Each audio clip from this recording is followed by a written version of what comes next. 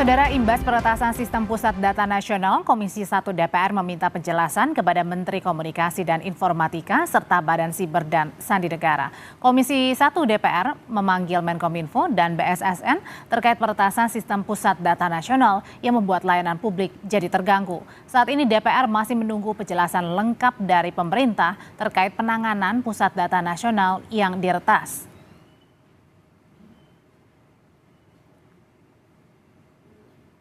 Menteri Komunikasi dan Informatika Budi Aris Setiadi menyebut serangan ransomware kepada Pusat Data Nasional berdampak pada layanan 30 kementerian dan lembaga serta 15 provinsi. Total ada 239 instansi pusat dan daerah yang terdampak. 43 instansi tidak terdampak. Beberapa layanan seperti imigrasi dan pemerintah kota Kediri berhasil pulih. Status layanan PDNS 2 per 26 Juni 2024. Instansi pengguna yang terdampak layanannya itu kementerian lembaga ada 30, provinsi ada 15, kabupaten ada 148 dan kota ada 48. Total ada 239 kementerian lembaga daerah yang terdampak.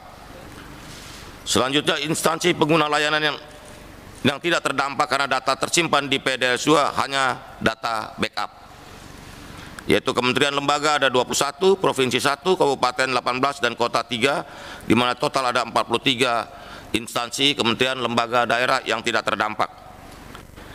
Instansi pengguna yang berhasil recovery layanan adalah Kemenko Marves, layanan perizinan event, Kemenkumham, layanan keimigrasian, LKPP, layanan sikap, Kemenak, Sihalal dan Kota Kediri. Pemerintah menargetkan pemulihan layanan prioritas di kementerian, lembaga, dan instansi pusat maupun daerah akibat serangan siber pada akhir Juli 2024. Sementara pemerintah juga mengupayakan pusat data nasional pulih sepenuhnya Agustus 2024. Shortlist dan recovery layanan prioritas Kominfo, KSO, PDNS, Kementerian Lembaga Daerah itu diharapkan sampai akhir Juli bisa kita recovery total. Selanjutnya pemulih layanan yang memiliki backup ini dilakukan oleh Kominfo, KSO, PDNS, BSSN dan Kementerian Lembaga Daerah diharapkan akhir bulan Juli sudah selesai. Kurang dari 3 bulan sejak insiden, jadi full recovery layanan PDNS 2 KSO termasuk tindak lanjut rekomendasi hasil forensik diharapkan pertengahan Agustus 2024 sudah bisa dituntaskan. Redeploy layanan tenan itu minggu ketiga Agustus 2024. Melakukan perbaikan SOP minggu kedua Agustus 2024 dan evaluasi tata kelola PDNS. Badan Siber dan Sandi Negara menyebut pada tahun 2023 sudah pernah mengeluarkan prediksi kemungkinan serangan siber ransomware akan terjadi pada tahun ini. Prediksi ini sudah disampaikan ke kementerian dan lembaga agar bisa diantisipasi. Sudah membuat prediksi untuk semua. Dalam hal ini kalau Intel ada KIR Intel di tahun 2024, maka kita juga buat KIR Intel atau prediksi di apa yang akan terjadi di tahun 2024 dari sisi serangan siber. Di antaranya adalah ransomware yang kejadian saat ini. Kemudian yang lain ada web defacement, ada ITO attack. Web defacement ini lebih banyak kaitannya nanti digunakan dalam rangka judi online. Ini sudah kita prediksi. Kemudian distributed denial of service, kemudian cyber threat base dan advanced persistent threat. Itulah gambaran prediksi kemungkinan serangan-serangan siber yang akan terjadi di 2024 ini, dan untuk mengantisipasi itu kita sampaikan ke semua lembaga untuk mengantisipasinya. Anggota Komisi 1 DPR Nurul Arifin mencecar Kepala BSSN dan Menteri Kominfo terkait siapa pelaku penyerangan terhadap Pusat Data Nasional. Nurul meminta BSSN dan Kominfo menjelaskan siapa dan kemana tebusan yang diminta oleh pelaku dikirimkan. Namun BSSN dan Kominfo akan menjelaskan usai sidang diskorsing untuk sholat maghrib. Ini Bapak mengatakan ada yang minta tebusan 8 juta US dollar, 171 miliar begitu. Itu sebenarnya bukan nilai yang besar mungkin kayaknya ya Pak ya. Tapi pertanyaannya, siapa yang meminta tebusan? Dan Bapak harus bayar kemana? Pelakunya siapa? Pertanyaan berikutnya, apakah pelakunya ada terindikasi dari internal? Atau apakah mereka yang menjual teknologi karena teknologinya ingin dibeli? Ya. Atau pelakunya adalah seperti Bapak Ludwig tadi katakan, bukan orang yang marah karena usaha judi online-nya diganggu oleh Bapak misalnya ya. Judulnya itu diganggu oleh Bapak, apakah mereka yang marah, begitu ya. Dan yang terakhir, pertanyaan saya keempat adalah bagaimana dengan penyedia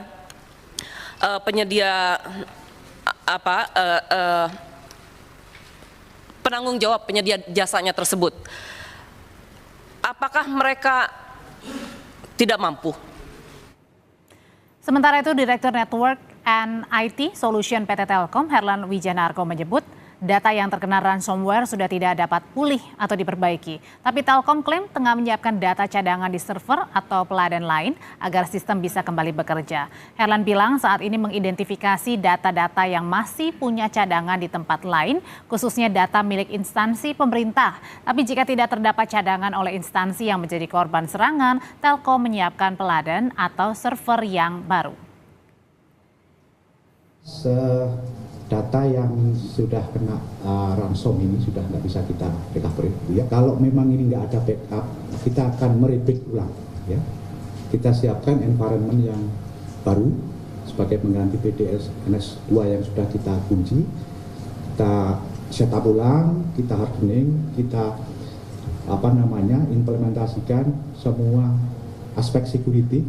Banyak yang dapat asistensi dari BSSN ya, melalui prosedur yang membuat ini lebih aman, baru nanti kita akan rebuild di environment yang baru.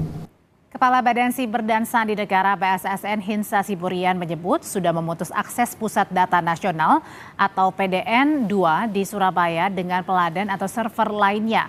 BSSN menyebut sedang memeriksa forensik sampel ransomware yang digunakan menyerang PDN 2 di Surabaya.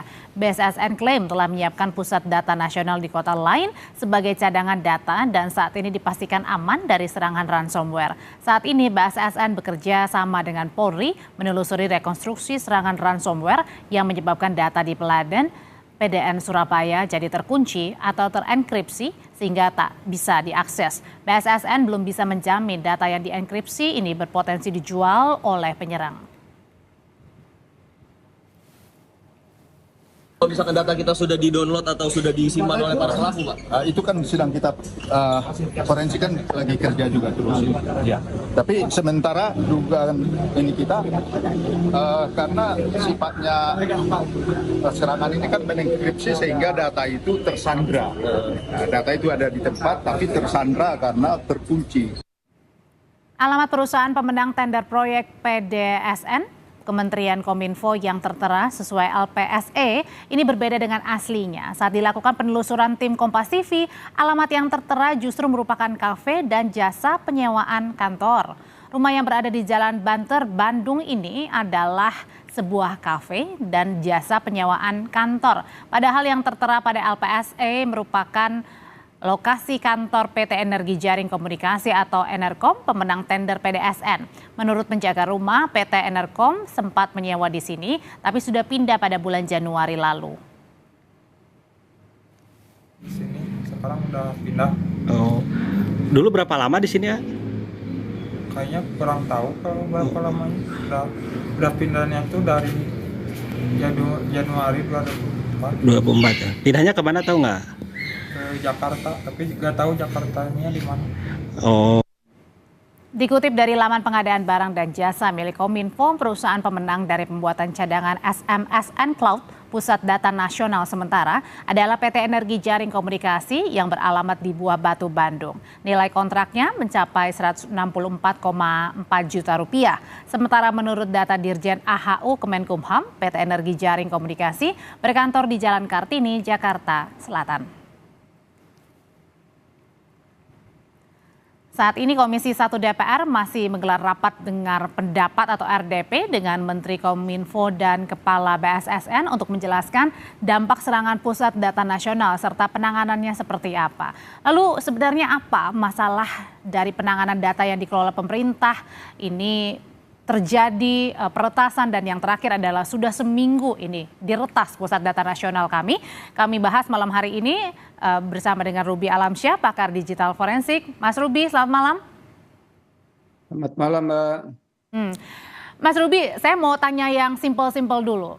Ini pertanyaan banyak orang, mungkin juga tadi anggota Komisi 1 DPR bertanya begitu. Kenapa sih sampai dengan sekarang penyerang ini belum diumumkan, padahal sudah minta uang tebusan 131 miliar rupiah. Kenapa belum diumumkan? Apakah memang belum tahu siapa penyerangnya? Baik, jadi penyerangan ransomware seperti ini memang biasanya dilakukan oleh kelompok organisasi kriminal siber yang terorganisir gitu loh. Nah, kelompok yang terorganisir ini kebetulan namanya memang selalu sama dengan nama ransomware-nya. Saat ini Brainsiver adalah kelompok ransomware yang menyebarkan salah satu korbannya adalah PDN, di mana 2 hari sebelum PDN juga sudah ada korban yang lainnya. Nah, dan kalau kita merujuk kepada website si pelaku, yaitu si Brainsiver, per hari ini, sampai sore ini, belum ada satupun list korban yang sudah confirm tidak mau deal ataupun sudah diekspos oleh pelaku. Karena konsepnya selama ini gitu, pelaku ransomware ini mereka punya official website, mereka punya komunikasi kepada korban. Kalau korban tidak mau bayar, kalau korban tidak deal sama sekali, mereka akan expose di website mereka yang official maupun diekspos ke dark web untuk dibocorkan datanya. Nah, konsepnya seperti itu. Untuk saat ini sebenarnya pelakunya sudah diketahui adalah kelompok Brainsiver. Masalahnya siapa saja. Itu kelompoknya ada di internal di Indonesia, di luar negeri? Udah confirm di luar. Luar negeri, oke. Karena makanya mintanya dalam bentuk dolar ya? Dalam bentuk dolar. Kita confirm, kalau PDN itu kita perhatikan confirm permintaan itu 8 juta dolar. Nah, kalau korban lain yang kami amati itu hanya 150.000 dolar. Nah, bayangkan berarti sederhananya adalah seberapa besar kualitas dan kuantitas yang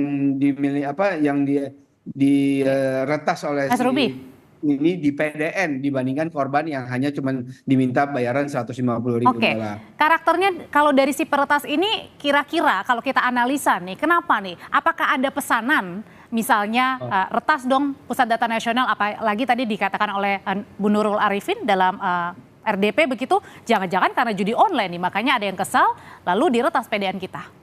Oke.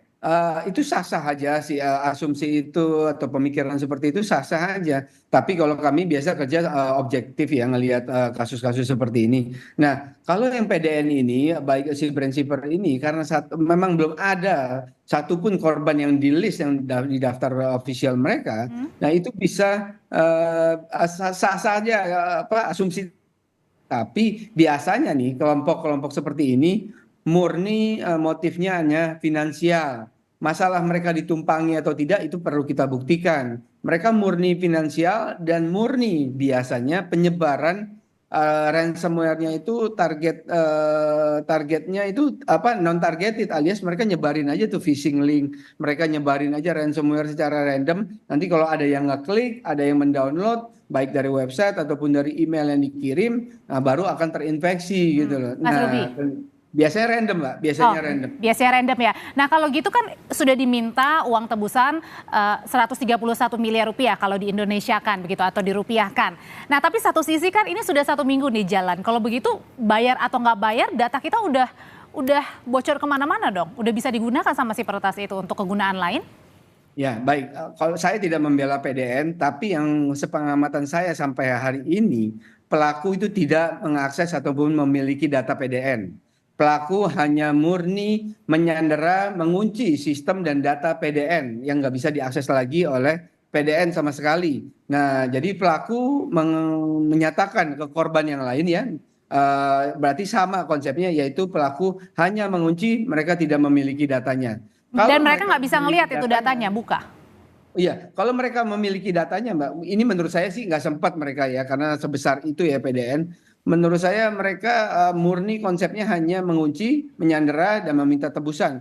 Kalau mereka memang benar punya datanya, Mbak, nilainya pasti akan jauh lebih besar dari ini. Oh, oke. Nah, berikutnya adalah soal ini. Kan sampai sekarang misalnya layanan visa jadi terhenti kemana-mana. Orang mau bikin paspor juga kemudian bingung nih kapan jadi paspornya karena peretasan dari Pusat Data Nasional ini. Sementara tadi Menkominfo bilang paling lambat Agustus lah, mudah-mudahan semuanya bisa pulih. Satu sisi juga dari pihak PT Telkom bilang katanya data-data yang sudah diretas ini tidak akan bisa pulih begitu.